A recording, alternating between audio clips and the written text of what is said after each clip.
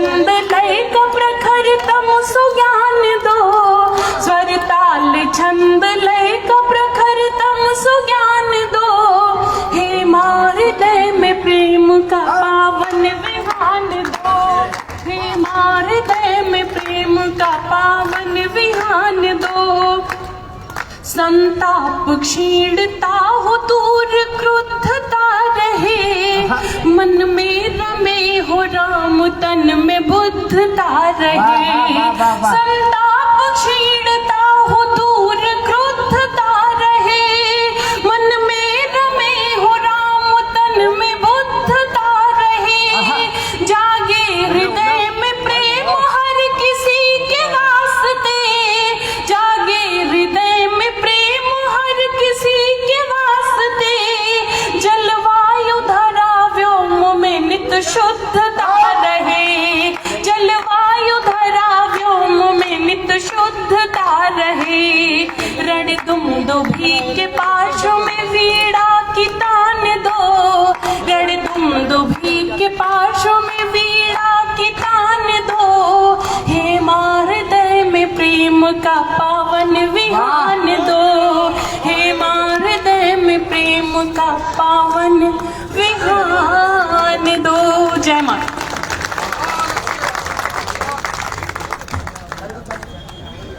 मैंने जितनी उनकी तारीफ की थी, अगर उससे अच्छी वंदना की हो तो जरा एक बार अच्छी तालियां बजाकर उन्हें आशीर्वाद दीजिए। अभी भी कुछ लोग कवियों को घूर घूर के देख रहे हैं, उनको लगता है कि ये देखने के लायक आइटम है। अगर ऐसा करोगे तो इसमें से 3-4 सुबह तक मरे पड़े मिलेंगे। ये ताली से चलने वाले खिलौने हैं।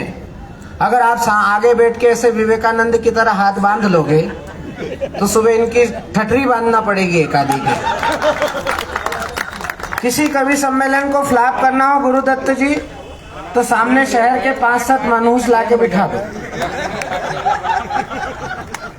कभी अपने आप मर जाएगा। पोस्टमार्टम में ये भी पता नहीं लगेगा कि क्यों मरा।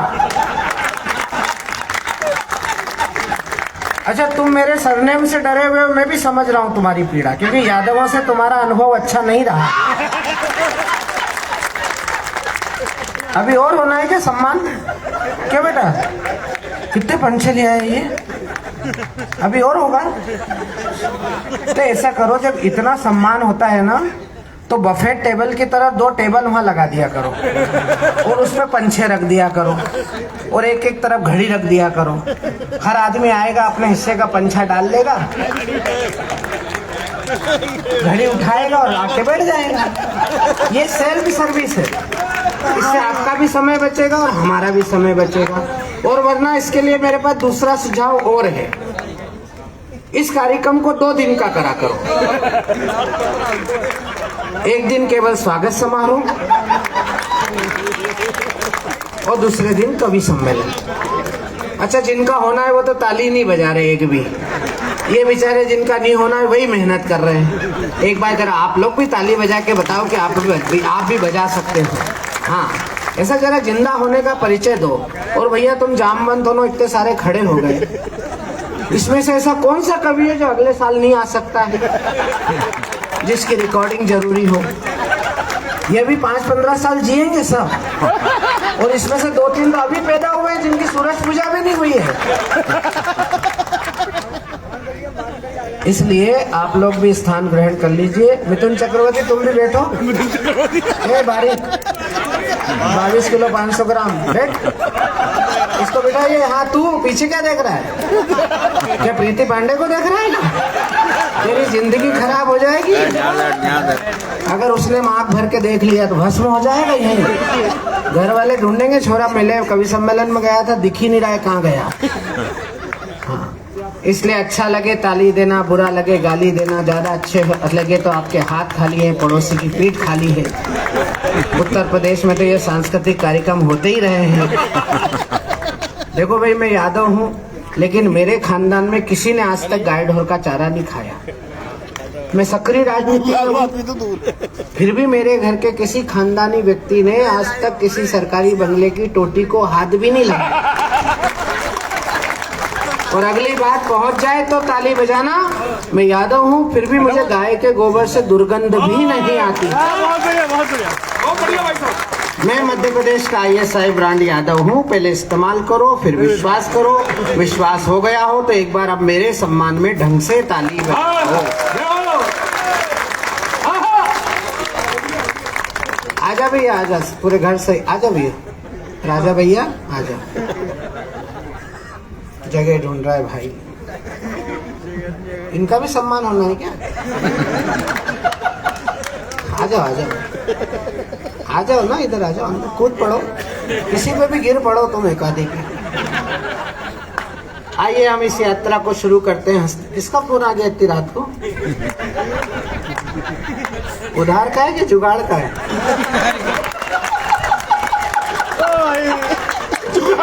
काया से तो लग नहीं रहा कि तुम्हारे पास कोई जुगाड़ है।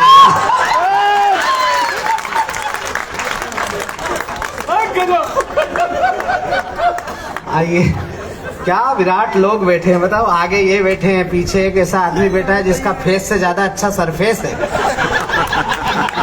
और हेलोजन की लाइट वहीं टप्पा खा रही है। ऐसा लग रहा है जैसे तवा औंधा करके रखा हुआ है कि पानी नहीं गिरने लगे कहीं। भाई साहब, आप तो फिर भी अच्छे हो। कल मैंने भोपाल में एक ऐसा गंजा देखा, सुपर गंजा, और सुपर भी क्या, सुपर डुपर गंजा, जिसके सिर पे केवल 2 बाल। हाँ, एक बड़ा बाल और एक छोटा बाल। और ताली तो इस बात पे बजाना कि दोनों बाल अब आपस में बात कर रहे हैं। अच्छा, छोटे बाल ने बड़े बाल से कहा कि दादा अपन शादी कर लें। तो बड़े बाल ने कहा क्यों? बोले अपन शादी कर लेंगे तो खाली जगह लहला जाएगी। देखो कवि कितना चालू है कि बाल से भी बात कर ली। इसीलिए कहते हैं कि जो आधे पागल होते हैं वो कवि होते हैं, और जो इनको बुलाकर सुनते हैं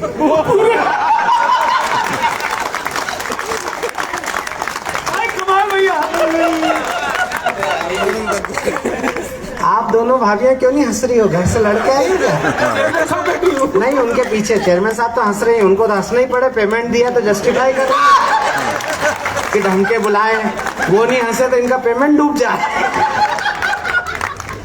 आइए सर, आप ही का इंतजार था। मुख्य अतिथि आप ही हो। क्या अदा, क्या जलवे तेरे पारो। तो बड़े बाल ने जो जवाब दिया उस पर सिरसागंज की तालियां चाहिए। व्यंग्य, विद्रुपता और कविता कैसे एक पंक्ति में होती है। आप सब मेहनी लोग हो, आप कविता की धरती पर जीवन यापन करने वाले लोग हो। आप व्यंग्य समझो और बात समझो तो फिर मुझे ताली बजाकर बताना। बड़े बाल ने कहा नहीं छोटे, अपन शादी नहीं कर सकते क्योंकि हिंदुस्तान में बाल विवाह पर प्रतिबंध है। अब आज जिंदा हुए, अब लग रहा है कि हम कवि सम्मेलन में हैं। कौरव ने बता ही दिया कि 2.5 घंटे चलेगा, इसलिए कवि सब समझदार है। 2.5 घंटे के हिसाब से अपने अपने मिनट बांट लेना। जो ज्यादा पड़ेगा उसका पैसा कटेगा। जो अभी मिला नहीं है वो मिलेगा तब जब कवि जमेगा। लेकिन आज घड़ी सबको मिल गई है। तो आज आपने रंजना जी इन कवियों को इनके अच्छे समय के लिए जो उपहार दिया है, एक बार अपनी अच्छी चेयरमैन के लिए जरा जोरदार तालियां बजाइए। हम शब्द की अध्यक्षता करने वाले लोग हैं। 38 साल मुझे भी हो गए। मैं भगवान से प्रार्थना करूंगा कि आपका भी समय इसी तरह अच्छा बना रहे, और जो अशोक सिंह जी की स्मृति को आप जिंदा रखे हैं, जो संतति अपने पूर्वजों की स्मृतियों को जिंदा रखती है। हमारे एक बड़े कवि, बड़े शायर ने कहा कि नए कमरों में अब चीजें पुरानी कौन रखता है, परिंदों के लिए कुंडों में पानी कौन रखता है। तुम्ही गिरती रहे, तुम्ही थामे रहे गिरती हुई दीवार को, वरना सलीके से बुजुर्गों की निशानी कौन। ये बेटियां ही हैं जो अपने पिता की पावन स्मृतियों को जिंदा रखे हैं नगर के लोगों में। यशस्वी बेटियां ऐसी भगवान हर माता पिता को दे। एक बेटी हमारे मंच पर है, एक बेटी आपके पास है, और कुछ ससुर की बेटियां आपके पास भी होंगी जिनसे भयभीत होकर आप कवि सम्मेलन में आए हो। अगर आपके घर में आपको सुख सुविधाएं मिल रही होती तो यहाँ क्या रो रहे होते हैं। लेकिन आइए, मैं एक ऐसे कवि से इस कवि सम्मेलन का शंखनाद करना चाहता हूँ जो देश की बात करेगा, जो शौर्य की बात करेगा, जो स्वाभिमान की बात करेगा। इस समय पर देश के सामने बड़ी चुनौतियां हैं।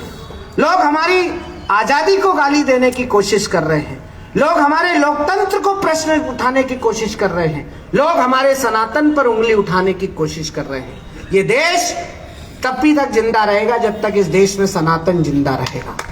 सत्ता के खिलाफ कविता पढ़ के इस स्तर तक पहुंचे हैं, लेकिन पहली बार इस देश में ऐसा निकम्मा विपक्ष मिला है जो देश में तो सरकार से बात नहीं करता और विदेश में जाकर जब भारत की बुराई करता है तो हमें यह कहना पड़ता है कि बुलंदी वो नशा जो सिमतों का जादू तोड़ देती है, हवा उड़ते हुए पंछी के बाजू तोड़ देती है, सियासी भेड़ियों थोड़ी बहुत गैरत जरूरी है, तवायफ तक किसी मौके पे घुंघरू तोड़ दो।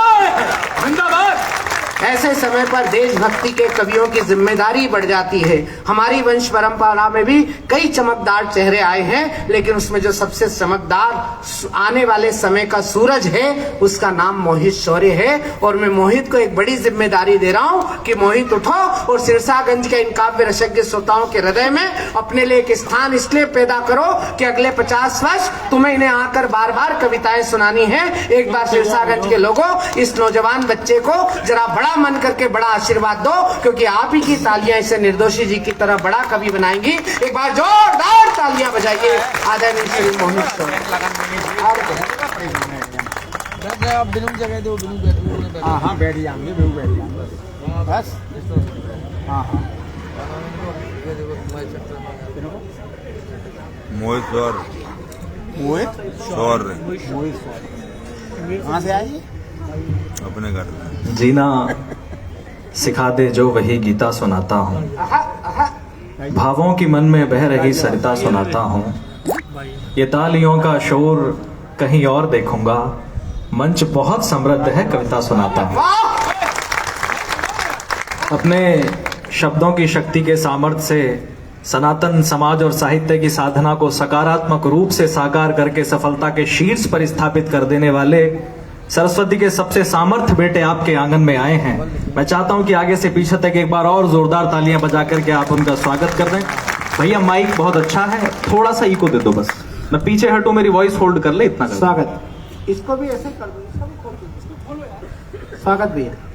जिन लोगों की तपस्या और साधना इस कार्यक्रम की नींव में लगी है उनको विशेष प्रणाम करता हूं। हमारे गुरुदक्ष भाई साहब बैठे हैं, हमारी दीदी बैठी है, मैं सभी को पूरी जो आयोजन मंडली है सभी के नाम से, मैं सभी के नाम से परिचित नहीं हूं, लेकिन आप मान करके चलें कि मैंने सभी का नाम मन से लिया है। सभी को बहुत सारी शुभकामनाएं। मैं अपने क्रम में हूं, बस 10 मिनट इस माइक पर हूं, उसके बाद आपके दिल में हूं। 5 मिनट मन सुनाऊंगा, 5 मिनट मिशन सुनाऊंगा। मैं कविता शुरू करूं उससे पहले एक छोटा सा आपसे निवेदन है कि मान स्वाभिमान का परिवेश रख कर बैठना, आशीष में देने को कुछ विशेष रख कर बैठना, सुनना ही है मुझको तो फिर अनुरोध केवल एक है, मन में मानवता व दिल में देश रख कर बैठना। मन में मानवता। गौरव भैया ने एक बड़ी अच्छी बात कही कि सिरसागंज मोहित दूसरी बार आया है, कुछ बात है जो बताएगा, मैं बताना चाहता हूं सर। 9 मई को मैं महाराणा प्रताप चौक पर पहली बार सिरसागंज के कवि सम्मेलन में आया। आप बहुत सारे लोगों ने सुना होगा, मैं जो कुछ वहां पढ़ करके गया वो सौभाग्य से पूरे देश में वायरल हो गया। पिछले 8-9 महीने में पूरे देश भर के छोटे बड़े मंचों की जितनी भी यात्राएं मोहित शौर्य ने की हैं, उस पर सबसे बड़ा उपकार सिरसागंज का है। मेरा आपके ऊपर उपकार है सर, मैं आपको बहुत प्रणाम करता हूं। आएगा सबसे पहले अपना परिचय आपके बीच में रखता हूं। आपको लगे कि मेरा परिचय आपका भी परिचय है, जीवन में संघर्ष करके मेहनत करके कुछ कमाया हो तो मेरी कविता के साथ होना। मैं कुछ अच्छा सुनाने का प्रयास करता हूं। मंच का विशेष कि भले गिरता रहा लेकिन कभी रुकना नहीं सीखा, भले गिरता रहा लेकिन कभी रुकना नहीं सीखा, खरीदी रोज खुददारी कभी बिकना नहीं सीखा, बड़े ही शौक से हमने कदम चूमे फकीरों के, बड़े ही शौक से हमने कदम चूमे फकीरों के, किसी राजा के आगे पर कभी झुकना नहीं सीखा, किसी राजा के आगे पर कभी झुकना नहीं सीखा, जो सूर्य से टकराए वो किरदार बनना है। शशि दादा जुगनों से क्या लड़ना, क्या बात है बेटे। जो सूर्य से टकराए वो किरदार बनना है, हर कामयाबी का हमें हकदार बनना है, अपने देश की खातिर जो लड़ने से नहीं डरते, अपने धर्म की खातिर जो मरने से नहीं डरते, उन बागियों के झुंड का सरदार बनना है।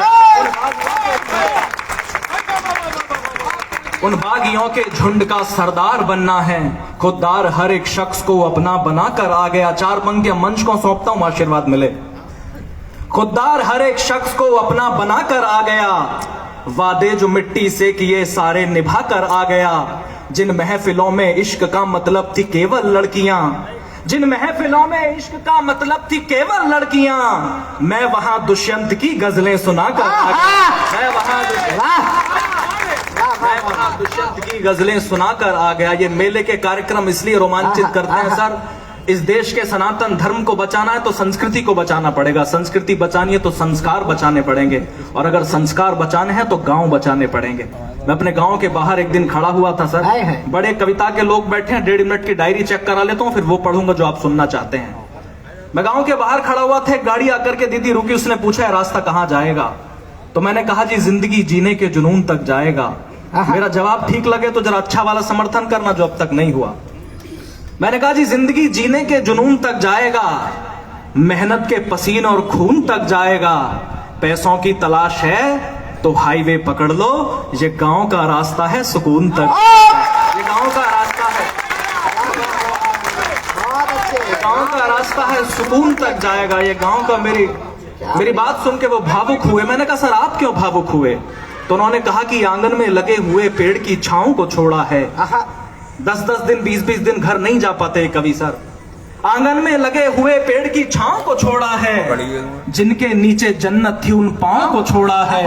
और जीते जी मरने का मतलब उस व्यक्ति से पूछो जिसने मजबूरी में अपने गांव को छोड़ा है, जिसने मजबूरी में अपने गांव को छोड़ा है। मैंने 4 पंक्तियां उस दिन लिखी सर, और देश के हर नेता के सामने पढ़ने का प्रयास किया, हर शासन के प्रशासन के व्यक्ति के सामने पढ़ने का प्रयास किया। सिरसागंज ने हिम्मत दी तो पूरे हिंदुस्तान में इसी ताकत के साथ पढ़ूंगा सर।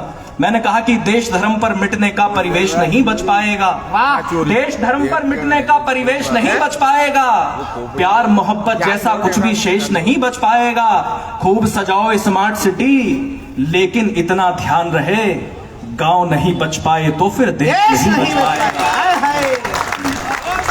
गांव नहीं बच पाए तो फिर देश नहीं बच पाएगा। शहर बेहद जरूरी है, मगर गांव का क्या होगा? शशिकांत जी को सुनते हैं, अनिल जी को सुनते हैं तो तर्क की बात करना जानते हैं। शहर बेहद जरूरी है, मगर गांव का क्या होगा? इमारत बन गई पर पेड़ की छांव का क्या होगा? ये मोह माया के मद में झूलने वालों जरा सुन लो, ये मोह माया के मद में झूलने वालों जरा सुन लो। शहर जाकर गांव को भूलने वालों जरा सुन लो। जो पूरे दिन मगन होकर गगन में गीत गाते हैं, जो पूरे दिन मगन होकर गगन में गीत गाते हैं, शाम होते ही वो पक्षी भी घर को लौट आते हैं। बड़े होकर के जो मिट्टी से रिश्ता तोड़ देते हैं, बड़े होकर के जो मिट्टी से रिश्ता तोड़ देते हैं, वो सारे पेड़ मरते हैं जो जड़ को छोड़ देते हैं। वो सारे पेड़ मरते हैं, वो सारे पेड़ मरते हैं जो जड़ को छोड़ देते हैं। शहर जाओ भले 2 वक्त की रोटी के वास्ते, मगर हर पल रहे दिल से जुड़े गांव के रास्ते। गांव निर्धन है लेकिन भाव का भंडार रखता है, बहुत भोला बहुत निश्चल है, दिल से प्यार करता है। स्वार्थ की धूप में करुणा के लेकर छांव चलता है। इससे अच्छी पंक्तियां नहीं है मेरे पास आज की रात आपको देने के लिए। स्वार्थ की धूप में करुणा के लेकर छांव चलता है, स्वार्थ की धूप में करुणा के लेकर छांव चलता है। फटे कपड़ों में भूखे पेट नंगे पांव चलता है। भले शोहरत के पीछे रोज चलता हो शहर सारा, भले दौलत के पीछे रोज चलता हो शहर सारा, मगर अर्थी के पीछे तो हमेशा गांव चलता है।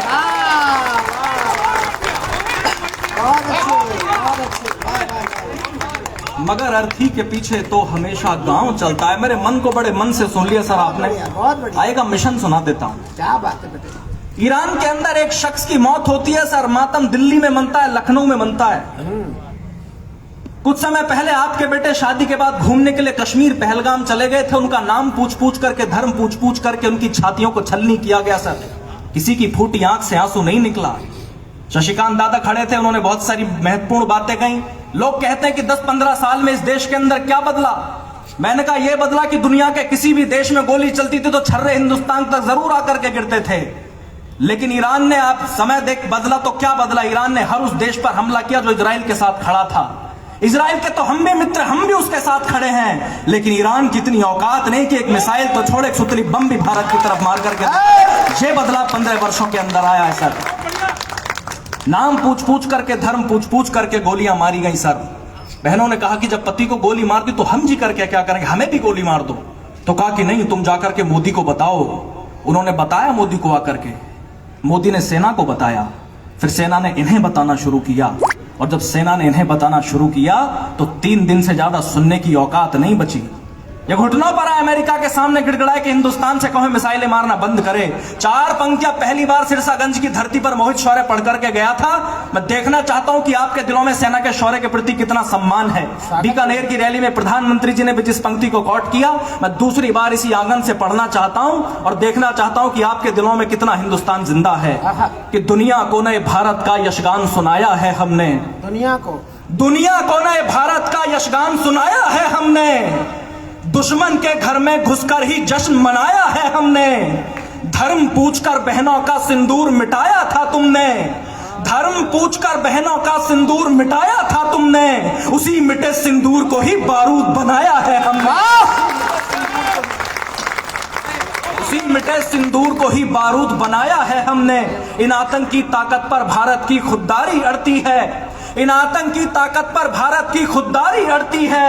यहां व्योमिका और सोफिया जैसी नारी लड़ती हैं। पहलगाम का बदला लेकर दुनिया को यह बता दिया, पहलगाम का बदला लेकर दुश्मन को यह बता दिया। चुटकी भर सिंदूर की कीमत कितनी भारी पड़ती है, चुटकी भर सिंदूर की कीमत, चुटकी भर सिंदूर की कीमत कितनी भारी पड़ती है। और बार बार एक ही धमकी आती है सर, एक 2 कौड़ी का देश एक ही धमकी देता है। मैंने आज तक एक शब्द उस देश के खिलाफ नहीं लिखा सर, मेरे पास बहुत कंटेंट है लिखने के लिए, लेकिन 2 कौड़ी का बार बार एक ही धमकी, हम परमाणु बम मार देंगे, हम परमाणु बम मार देंगे। मैं थोड़ा सा पढ़ा लिखा करूं, 6-7 डिग्री लिए सर। मैंने एक दिन इनकी गूगल पे मिसाइल की रेंज चेक की, कई मिसाइलें तो ऐसी है जिनकी रेंज 200 किलोमीटर भी नहीं है। मुझे डर है लाहौर में बैठ कर कराची ना फूक लें किसी दिन। लेकिन जो अगला जवाब आपके बेटे ने दिया सूचित करना, मैंने कहा चलो मान लिया कि तुम परमाणु बम मार दोगे, लेकिन जितना नुकसान तुम परमाणु बम मार के हिंदुस्तान का करोगे, इतना नुकसान तो बारिश के 1 महीने में हमारा उत्तराखंड और हमारा हिमाचल प्रदेश अकेला झेल करके खड़ा हो जाता। तुम क्या बिगाड़ दोगे? और एक शेर चला गया था कुछ दिन पहले, मारते मारते विंग कमांडर अभिनंदन घर में घुसकर मारने की आदत, घर में घुस करके मारा तो वहां की आर्मी ने पकड़ा सर, AK-47 लगा करके पूछा व्हाट आर स्ट्रेटजीज, तो शेर ने कहा कि सारी की सारी गोलियां भी छाती में उतार दोगे तो एक शब्द अपने देश के खिलाफ नहीं बताऊंगा। मैंने 4 पंक्तियां उस दिन भी लिखी, मैं पढ़ना चाहता हूं, आपका मन मिले। मैंने कहा कि दुनिया से जो भीख लिया वो कर्जा ना चुकवा पाए, वाह, दुनिया से जो भीख लिया वो कर्जा ना चुकवा पाए, अपने सर पर होता शिव का तांडव ना रुकवा पाए। और परमाणु के दम पर तुम वो देश झुकाने निकले हो, कि परमाणु के दम पर तुम वो देश झुकाने निकले हो, जिस भारत माँ के अभिनंदन की मूछें ना झुकवा पाए, जिस भारत माँ के अभिनंदन की, जिस भारत माँ के अभिनंदन की मूछें ना झुकवा पाए। लेकिन दुर्भाग्य सर इस देश का, जिन लोगों की वजह से इस देश को आजादी मिली, उनको इसी देश की राजनीति ने आतंकवादी तक कहा, और जिन लोगों की वजह से हम आजादी को भोग रहे हैं, उन सैनिकों को टोल टैक्स पर मारा जाता है सर। क्या बात? मैं मेरठ के नजदीक रहता हूं, शशिकांत दादा, पिछले महीनों हमारे यहाँ घटना घटी, एक सैनिक को टोल टैक्स पर तालिबानियों की तरह बस इस बात के लिए मारा गया कि उसने कहा कि मेरी फ्लाइट लेट है तो मुझको निकाल दिया जाए। मैं अगले दिन सैनिक से मिलकर के आया और 4 पंक्तियां रायबरेली के मन से पढ़ी, पूरे देश में पहुंची हैं। जो हिम्मत अगर दिलेर लोग बैठे हैं तो मेरा समर्थन करना, वरना मेरे खिलाफ खड़े होकर के मुझे सूचित करना कि आपके बेटे ने क्या बोलने की हिम्मत की। जब उस सैनिक को टोल टैक्स पर पीटा तो मोहित शौर्य ने यह कहा कि सारे नियम कानून को तोड़कर निकाले जाते, सारे नियम कानून को तोड़कर निकाले जाते, जाम होता तो रास्ता मोड़ कर निकाले जाते। वो देश का फौजी था सो पीटा गया, नेताजी होते तो हाथ जोड़कर निकाले जाते।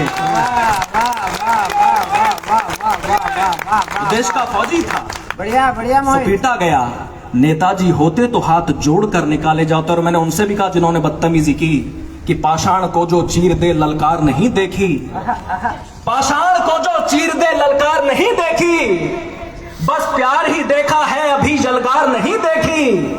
वो देश की खातिर जीता है सो चुपचाप पिटता रहा, वरना तुमने अभी फौजियों की मार नहीं देखी, तुमने अभी फौजियों की मार नहीं देखी। और दुर्भाग्य एक और सर, ये जो भगवा आज हम लेकर के घूम रहे, जो आपके गले में भगवा है, ये इस बात के लिए नहीं है कि आपने और मैंने कोई बहुत बड़े तीर मारे। ये इस बात के लिए है कि दुनिया के आक्रांता जब आकर सनातन संस्कृति पर हमला कर रहे थे तो महाराणा सांगा 80 घाव लेकर भी इस धर्म के लिए लड़ रहे थे। और दुर्भाग्य सर, इसी प्रदेश के अंदर खड़े होकर के कोई 2 कौड़ी का सांसद अगर सदन से राणा सांगा को, हमारे महापुरुष को ललकारने की बात करेगा तो दुनिया चुप रह सकती है, कवियों की कलम चुप नहीं रह सकती। मैंने जवाब दिया, अगले दिन जाकर के आगरा में जवाब दिया, मैं आपके आंगन से पुनः पढ़ करके जा रहा हूं। मैंने कहा कि पलक झपकते वक्ष चीर दे मेवाड़ी चीता था वो। दिलेर लोग जो हिंदुस्तान को अपने अंदर जीते हो, सिर्फ वो सूचित करना कि पलक झपकते वक्ष चीर दे मेवाड़ी चीता था वो। मातृभूमि की रक्षा हेतु कालकूट पीता था वो। जितनी सीटें पाकर के तुम गाल बजाने लगते हो, जितनी सीटें पाकर के तुम गाल बजाने लगते हो, इतने तो अपनी छाती पर घाव लिए जीता था। इतने तो अपनी छाती पर घाव लिए जीता था वो। जिसके मन में जो आएगा वो कुछ भी कहेगा। लेकिन मेरा मानना है सर, राजनीति जो चाहे सियासत करे, दुनिया चाहे कुछ भी कर ले, हिंदुस्तान को और सनातन संस्कृति का तब तक कुछ नहीं बिगड़ेगा जब तक इसके बेटे सही दिशा में हैं। मैं 1.5 मिनट का संवाद युवाओं से करना चाहता हूं। बड़े टीम है, सभी को सुनना है, उसके बाद स्थान लेता हूं। समय का ध्यान रखने वाला कवियों सुनेगा। मेरा बस एक टिप्पणी है कि देश अगर सोने की चिड़िया था तो हमारी वजह से था। इस देश को अगर लूटा गया तो हमारी वजह से लूटा गया। ये देश अगर गुलाम रहा तो हमारी वजह से रहा। ये देश अगर आजाद हुआ तो हमारी वजह से हुआ। ये देश अगर गड्ढे में गया तो हमारी वजह से गया। और अगर ये देश पुनः विश्व गुरु बनेगा तो वो भी हमारी वजह से बनेगा, कोई और नहीं आएगा। कि जिस पर सदियां नाज करेंगी वो अद्भुत किरदार हो तुम। भारत माता के शेरों, इस दुनिया के सरदार हो तुम। जब माँ सीता का हरण हुआ तो चिंतित थी सेना सारी। जब माँ सीता का हरण हुआ तो चिंतित थी सेना सारी। बजरंग बली की ओर सभी ने देखा फिर बारी बारी। सब हाथ जोड़कर बोले हनुमत तब तुम नभ में उड़ जाओ। विकराल समंदर लांघो, माँ सीता को लेकर के आओ। आदेश मिला सेना का तो हनुमत ने नैन अधिक खोले। हो करके शंकित और चकित बजरंग बली कुछ यूं बोले, मैं राम भक्त हूँ रणभूमि से मुड़ना नहीं जानता हूँ। मैं राम भक्त हूँ रणभूमि से मुड़ना नहीं जानता हूँ। पर सागर कैसे पार करूं मैं उड़ना नहीं जानता हूँ। पर सागर कैसे पार करूं मैं उड़ना नहीं जानता हूं। सुनकर जवाब ये हनुमत का अंबर संग धरती डोल उठी। सुनकर जवाब ये हनुमत का अंबर संग धरती डोल उठी। फिर तान के सीना गर्वित स्वर में वानर सेना बोल उठी। हे शंकर सुवन केसरी नंदन ब्रह्मचारी है महाबली। हे राम दूत संकट मोचन है पंचमुखी बजरंग बली। हे वानर यूथपति महाकाय दीन बंद वे महावीर। राघव पर मर मिटने वाले है वज्रकाय है शूर धीर। दुष्टों के प्राणों के हरता मानव रक्षा के अमर सूत्र। मुख में दिनकर रखने वाले हैं कपि श्रेष्ठ पवन पुत्र। हर दल को बल देते हो खुद दुविधा में झूल गए हो। हर दल को बल देते हो खुद दुविधा में झूल गए हो। उड़ना तो जानते हो हनुमान, बस उड़ना भूल गए। उड़ना तो जानते हो हनुमत, बस उड़ना भूल गए हो। हम यहीं बैठ करके सारा इतिहास सुनाएंगे तुमको। हम कभी भी यही काम करने आते हैं सर। हम यहीं बैठ करके सारा इतिहास सुनाएंगे तुमको। कितना ऊंचा उड़ सकते हो अब याद दिलाएंगे तुमको। तो आज शौर्य भी इसी जगह बस यही करने आया है। तुम भी ऊंचा उड़ सकते हो विश्वास दिलाने आया है। जिस पर सदियां नाज करेंगी वो अद्भुत किरदार हो तुम। भारत माता के शेरों, इस दुनिया के सरदार। भारत माता के शेरों, इस दुनिया के सरदार हो तुम। बहती नदिया की धार बनो। मैं अंतिम 6 पंक्तियां पढ़ के अपना स्थान ले रहा हूँ। जैसा प्यार आपने पिछली बार दिया, इस बार भी दिया। मैं आपकी दुआएं, आपके आशीर्वाद लेकर के लौटना चाहता हूँ। इस देश के यूथ को, इस देश की तरुणाई को बनना क्या है कि बहती नदिया की धार बनो, जैसे चाहो विदा करना। बहती नदिया की धार बनो, गुल की रक्षा में खार बनो। वीरों का तुम श्रृंगार बनो, मेहमानों का सत्कार बनो। तुम प्यार बनो, अगार बनो, यलगार बनो, ललकार बनो, हुंकार बनो, टंकार बनो। फिर से फरसे की धार बनो, जो वक्त फाड़ दे दुश्मन का वो राणा की तलवार बनो।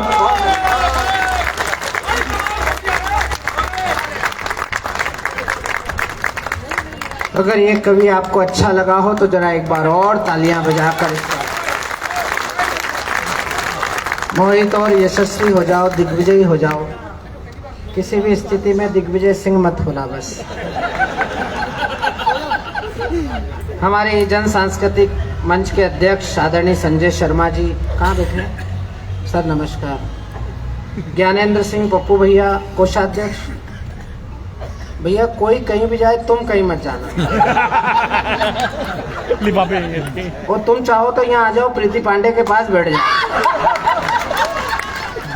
क्योंकि तुम चले जाओगे तो हम घर नहीं जा पाएंगे, इसलिए आपका रहना जरूरी है। आदरणीय अंशुल खंडेलवाल जी, अच्छा, योगेश गुप्ता जी, राजीव यादव जी। राजीव भैया कौन है? मेरी जात का कहाँ है? संजय मित्तल पूर्व अध्यक्ष, वो नहीं। एसडीएम साहब है क्या? जमानत हो जाएगी अगर कुछ हो भी गया। पुलिस वाले ऐसे घूर घूर के देख रहे हैं। अच्छा ये भी देखो, कवि सम्मेलन में आनंद है कि जो किसी के बाप की नहीं सुनते वो हमारी सुन रहे हैं। और उत्तर प्रदेश की पुलिस से इसलिए भी डर लगता है कि बाबा जी की सरकार है, कभी आए और ना जा पाए तो उसकी खबर भी जा सकती है। लेकिन मैं उत्तर प्रदेश की पुलिस को भी प्रणाम करता हूँ। आइए, मैं छोटे माइक से बड़े माइक तक इसलिए आया हूँ, मैं चाहता तो वहीं से बुला देता, लेकिन मैं उनको बुलाने जा रहा हूँ जिनका धरती पे अवतार हुआ है। हम सब पैदा हुए हैं, ये अवतार ले गया है। और उसके पास, लड़की के पास जाके बैठा है तो ऐसा लग रहा है जैसे कोई मोहनजोदड़ो की खुदाई हुई थी और उससे कुछ प्राप्त भी हुआ। लड़की को जस्टिफाई कर रहा है बैठ के। इन दोनों को साथ में देखो तो लगता है कि भगवान के घर न्याय भी है और भगवान के घर अन्याय भी है। इतना गोरा घट्ट पैदा हुआ है लेकिन काले कट कपड़े पहन के घूमता है। मैंने कहा भैया तेरे को भगवान ने अच्छा अच्छा रंग दिया, उम्र बहुत है इसके साथ के कई कवि वहाँ हैं,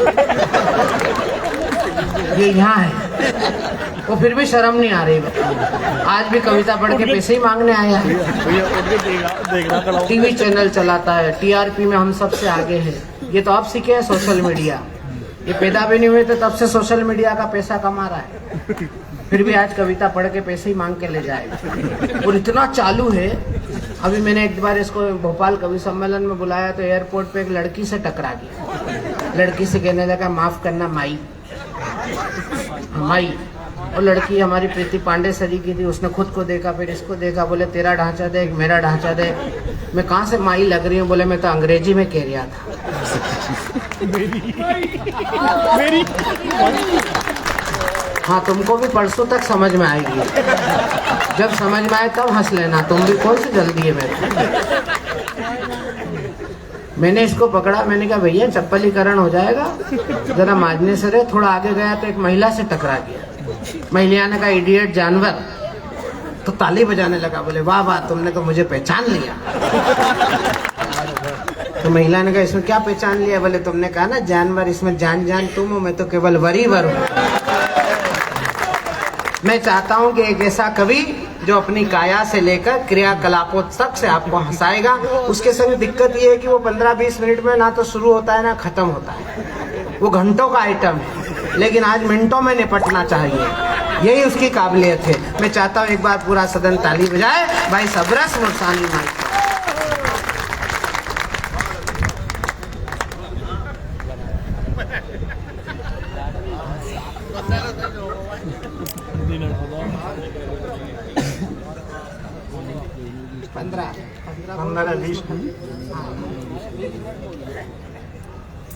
अब क्या आपके कानों में आकर कहूँ कि ताली बजाओ? सुनो, इसको देख के ऐसा लगता है कि अगर अमिताभ बच्चन को अमेनिया बीमारी हो जाए तो ऐसा लगेगा।